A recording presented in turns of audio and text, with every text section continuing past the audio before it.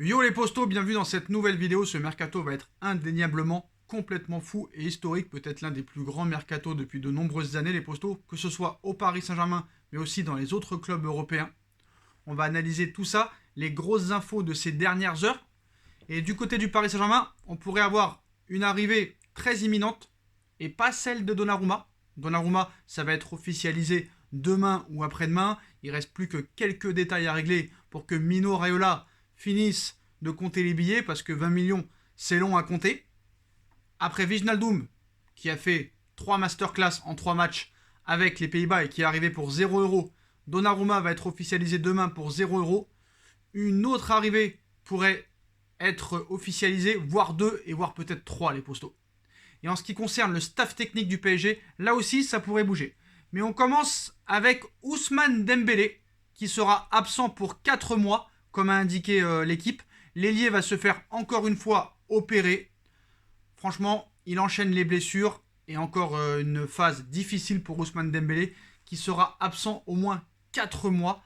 Donc c'est-à-dire que le début de saison est complètement mort et qu'il n'y aura pas de retour avant peut-être décembre 2021. Donc encore un coup dur pour Ousmane Dembélé. Est-ce qu'un jour il sera enfin épargné par les blessures? Je l'espère honnêtement pour lui parce que c'est quand même un espoir du football. Bref, on passe maintenant aux infos mercato, les postos. En ce qui concerne les départs au niveau du Paris Saint-Germain, la Real Sociedad cible Pablo Sarabia pour compenser un possible départ de Mikel Oyarzabal à Manchester City.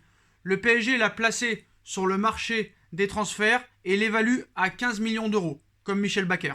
Le FC Séville, Villarreal et l'Atlético de Madrid suivent aussi le joueur du Paris Saint-Germain. Donc 15 millions pour Sarabia, tu l'as acheté 20, tu t'en sors quand même pas mal si jamais il est vendu. Alors Pablo Sarabia, contrairement à d'autres joueurs, voudrait bien partir du PSG parce qu'il sait qu'il ne fait pas partie des plans du futur coach, qui n'est peut-être pas celui qu'on croit. Rendez-vous à la fin de la vidéo. Michel Bakker, 15 millions. Alors c'est marrant pour Michel Bakker, j'ai quelque chose à dire. Tout le monde l'a critiqué, tout le monde l'a enfoncé, y compris moi. Mais maintenant, comme par hasard, la Juve le veut, il est bon. C'est quand même incroyable l'hypocrisie de certains supporters et de certains pseudo-spécialistes du football. Michel Bakker, toute la saison, il est nul, il sert à rien, il a rien à faire au Paris Saint-Germain, il n'a pas le niveau Ligue 1. C'est ce que je pense, c'est ce que tout le monde pensait. Et maintenant que la Juve et Allegri s'intéressent à lui, d'un seul coup, aux yeux des supporters, il est devenu bon. Alors certes, il a et il peut progresser. Si jamais on lui donne l'opportunité de progresser avec une certaine méthodologie de travail, comme je l'ai expliqué, peut-être que la Juve et d'autres clubs sont prêts à ça. Malheureusement, le Paris Saint-Germain n'a pas le temps de faire progresser les joueurs. C'est la stratégie de Doha, c'est la stratégie du club. On veut gagner la Ligue des Champions. On n'est pas là pour faire progresser les joueurs, malheureusement. Alors, ça me chagrine. Ça me chagrine de dire ça parce que j'aimerais que le PSG fasse confiance au centre de formation, fasse confiance aux jeunes joueurs. Malheureusement, eux ne veulent pas. Donc c'est comme ça que ça se passe. Même Pochettino l'avait dit il y a quelques mois. Malheureusement, j'aimerais bien faire jouer les joueurs du centre de formation, les joueurs en devenir, mais il n'y a pas de place pour eux. Et on l'a vu, toutes les interviews et tous les joueurs partir. Voilà, ça confirme ce que l'entraîneur disait. Donc voilà, donc Bakker, 15 millions, Sarabia, 15 millions, peut-être Kerrer entre 15 millions et 20 millions. Ça ferait 60 millions d'euros sur 3 joueurs. Ce serait quand même assez bien. En ce qui concerne Rafinha, comme vous le savez, il ne fait pas partie des plans du coach actuel. Encore faut-il que le coach actuel soit à la reprise le 5 juillet prochain ou soit à la reprise de la Ligue 1 le 10 août prochain. Mais Rafinha pourrait être échangé contre un autre joueur. Si vous voulez plus d'informations sur cet échange de joueurs Rafinha contre un autre joueur qui arrivera au Paris Saint-Germain, allez sur ma chaîne SB Foot News où j'ai sorti 2 vidéos et l'échange Rafinha contre un autre joueur qui viendrait le remplacer au même poste est dicté et analysé aussi sur cette chaîne-là. Donc SB Foot News, les postos, n'hésitez pas. En ce qui concerne Sergio Ramos, comme vous le savez, depuis son départ du Real Madrid, de nombreux clubs sont intéressés par Ramos. Paris a fait une proposition et Paris serait en pole position sur ce dossier. Les dernières minutes nous ont appris que le Paris Saint-Germain a contacté Sergio Ramos en janvier dernier. Ça a été le premier club à le contacter à l'époque pour se renseigner sur sa situation. Maintenant, à voir si vraiment le Paris Saint-Germain poursuit dans la même optique maintenant qu'il est libre. Mais s'ils l'ont contacté au mois de janvier, ils continueront au mois de juillet. C'est complètement normal et ça pourrait même se faire avant. On sait qu'il y a une rencontre qui est prévue une fois que Leonardo aura finalisé Donnarumma demain ou après-demain. Hakimi en fin de mois de juin, avant le 30 c'est sûr. Et une fois que les dossiers Donnarumma et Hakimi seront bouclés et finalisés et officialisés, Leonardo a prévu une rencontre avec l'agent qui est le frère de Sergio Ramos, l'agent de Ramos. Donc Sergio Ramos aussi, ça c'est une grosse bombe les postos. Sergio Ramos, avant de faire ses valises du côté du Real, et quand il a dit au revoir à ses coéquipiers, il aurait communiqué à plusieurs joueurs du Real Madrid que son avenir s'écrivait au Paris Saint-Germain et qu'il quittait le Real pour rejoindre le Paris Saint-Germain. Voilà, c'est une info TJ Copé. L'information que le PSG a contacté Sergio Ramos, ça vient de Fabrizio Romano, qui est une source très fiable, plus de 3 millions d'abonnés sur Twitter, donc on ne peut pas se tromper à ce sujet. En ce qui concerne Léo Messi, là encore une fois, la presse espagnole contredit les propos de Laporta, de Tebas, du clan Messi, comme quoi il y a toujours un accord entre Messi et le Barça pour prolonger, que Lionel Messi aurait accepté de baisser son salaire et de le diviser par 2, mais quoi qu'il en soit, à l'heure où on vous parle, à moins de 9 jours de la fin de son contrat, il n'y a toujours pas de prolongation officielle, à voir ce qui va se passer. Bon, c'est sûr que le Barça a l'avantage, mais voilà. Donc on sait que Paris était grandement intéressé par Léo Messi, même si pour l'instant il n'y a toujours pas de prolongation de contrat. Peut-être que Paris va tenter, on connaît la stratégie de Doha, de vendre des maillots, du sponsoring, du merchandising. Et si jamais Messi venait à prolonger au FC Barcelone, le Paris Saint-Germain aurait un énorme coup à jouer pour Cristiano Ronaldo. Sous contrat avec la Juve jusqu'en 2022, CR7 n'a pas encore décidé définitivement s'il quittera la Juve cet été ou non. Mais une chose est certaine, c'est que le Paris Saint-Germain est très bien placé dans ce dossier. Donc l'avenir de CR7 risque d'être largement commenté pendant tout le mercato d'été. Apparemment Allegri ne compte pas sur lui, ça on le savait. Le Real ne veut pas de lui non plus. Manchester ne peut pas assumer son gros salaire. Il reste maintenant le Paris Saint-Germain. Et le PSG serait la piste la plus chaude pour CR7. Cependant, en interne, Jorge Mendes, agent de CR7, est sur tous les fronts afin de trouver une solution pour Cristiano Ronaldo. Selon les informations du Corriere dello Sport, l'agent de CR7 rencontrera les dirigeants de la Juve dans les prochains jours afin d'évoquer la situation du quintuple Ballon d'Or. Difficile à l'heure actuelle de savoir si un départ sera à l'ordre du jour, mais d'après le quotidien italien, le Paris Saint-Germain serait bien la piste la plus chaude pour Cristiano Ronaldo.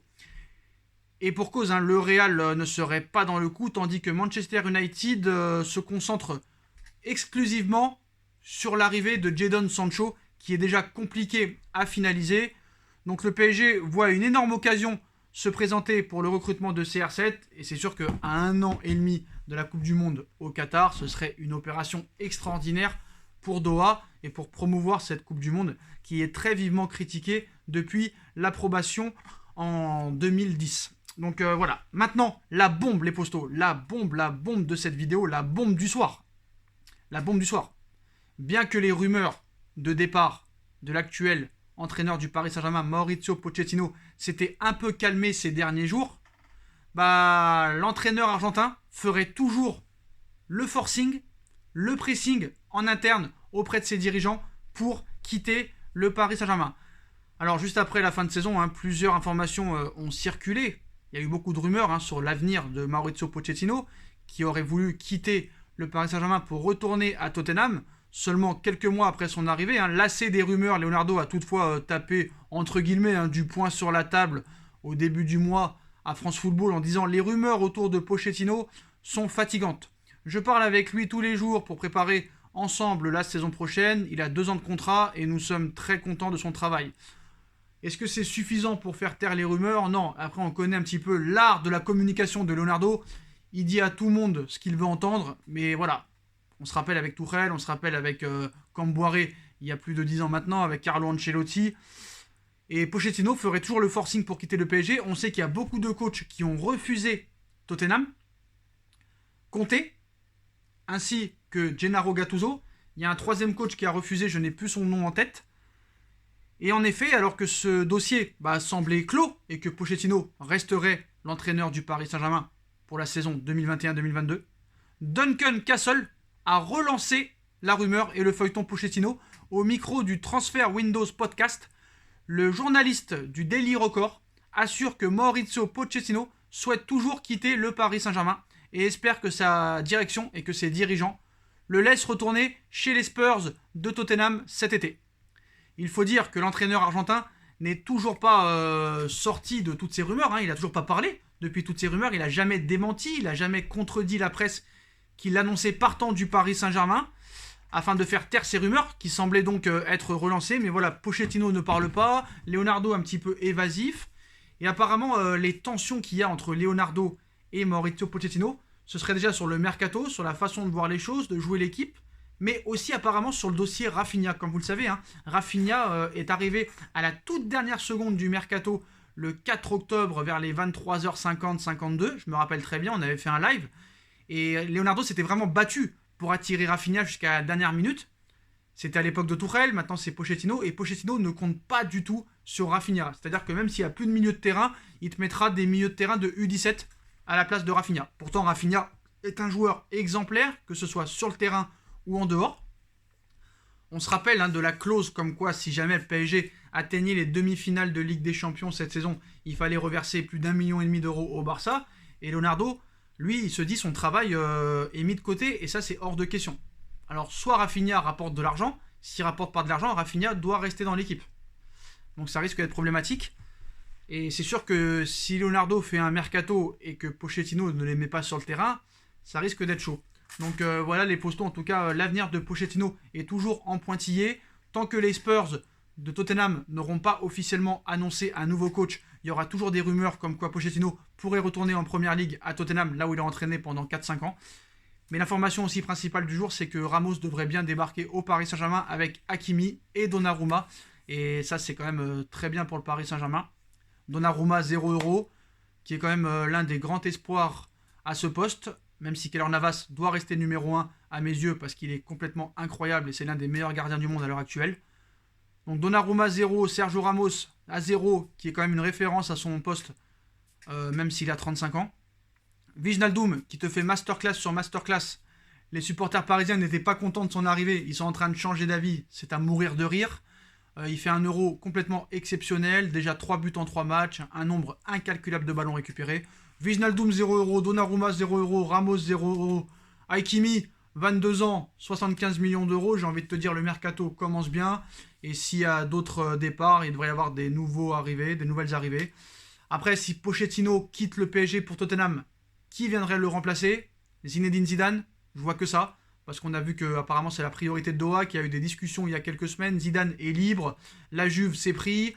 Deschamps a dit qu'il était encore là pour un bon bout de temps. Donc je vois que la piste PSG pour Zinedine Zidane. On va voir ce qui va se passer, les postons. En tout cas, dites-moi en commentaire ce que vous en pensez. Je compte sur vous pour bombarder la barre de like. On like, on partage, on commente, on s'abonne, on active la petite cloche pour être tenu au courant des vidéos qui vont sortir. On me rejoint sur mes différents réseaux sociaux, sur mon Instagram SBFootNews, ma chaîne YouTube SBFootNews aussi, mon autre chaîne. 2 vidéos ce soir, donc n'hésitez pas à aller checker ça, de très grosses infos encore une fois. Ma cagnotte PayPal est disponible en lien en description si vous voulez faire évoluer la chaîne. Et nous on se retrouve très vite pour une nouvelle vidéo les postos. Tchuss.